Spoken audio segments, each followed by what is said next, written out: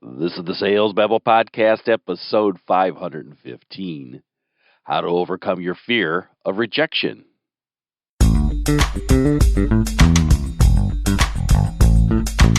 Welcome to Sales Babble, the podcast that shares selling secrets for non-sellers. And now your host, Pat Helmers.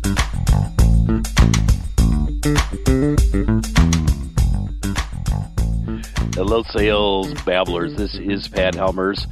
And I know we all hate robocalls. My phone is blowing up with these awful telephone calls. And they are cold calls, and they are of the worst kind. But in B2B sales, cold calling is often the only way to efficiently connect to a new prospect. Often the prospects don't realize a solution to their problem is available.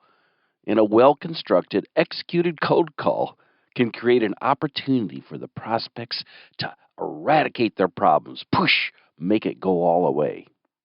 However, often sellers fear rejection, and this impedes their cold calling success. They're afraid to pick up that phone. We call that call reluctance. With that said, there's things that you can do to overcome that fear. How to overcome that fear of rejection? That's the topic for today. But before we get to today's chapter, make sure and subscribe to the podcast and also follow us on Twitter, Facebook, and myself on LinkedIn. You can find links in the show notes. And so with no further ado, let's get to it.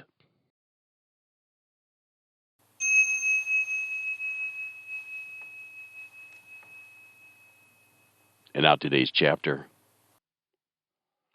Friend or stranger, all are just people, two sides of the same coin. Yet, curiously, greeting a stranger, qualifying their needs, asking for an opportunity, this is the seller's greatest fear. Once you realize that all deals are at risk, there's nothing you can do to guarantee a close. If you aren't afraid of losing a deal, there is nothing you can't achieve. Avoiding fear is no solution. What will be, will be. And now today's story. Excited to hire new staff, Pat taught Chris everything there is about cold calling. Yet it was soon clear that Chris had a bad case of call reluctance. Chris tried all kinds of things to avoid making the calls. Pat noticed and said, "I get where you're coming from. As kids, we're told not to talk to strangers, but we're not kids anymore. Think about all your friends. Once upon a time, they were strangers too. Why not treat your prospects like they're your friends?" "Well, that's true," said Chris. "I never thought about it from that point of view, but I'm just afraid to bother people." Pat went on.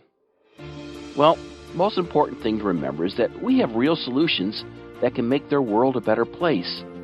It never hurts to ask if they're looking for help. We often can. Just keep polishing your opening line and schedule them for a convenient time that works for them to meet again. Don't try to close them. Just make sure you have the attitude that you're here to help their success."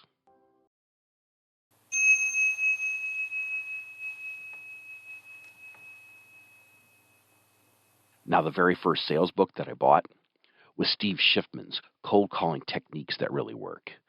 I've had Schiffman on the podcast. He is terrific. I really love him. And in that book, he said, quote, "As a salesman making cold calls, you face a powerful foe, the status quo. This is your true enemy.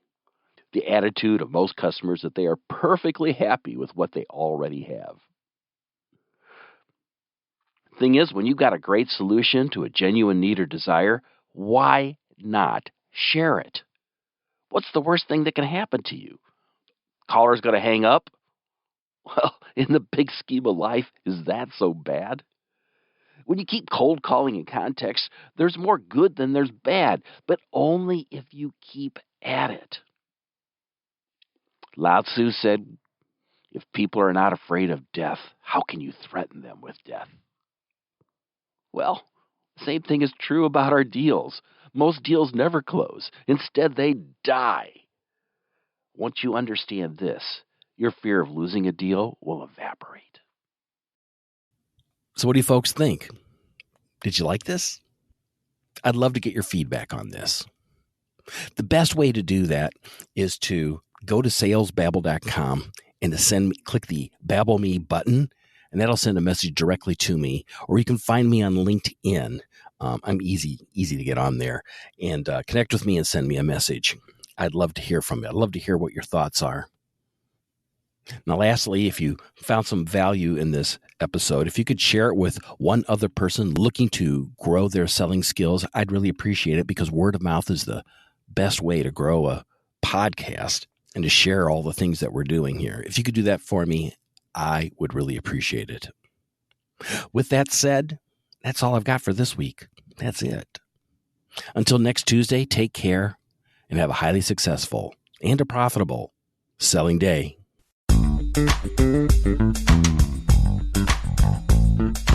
Thank you for listening to the Sales Babble podcast. Find us at www.salesbabble.com.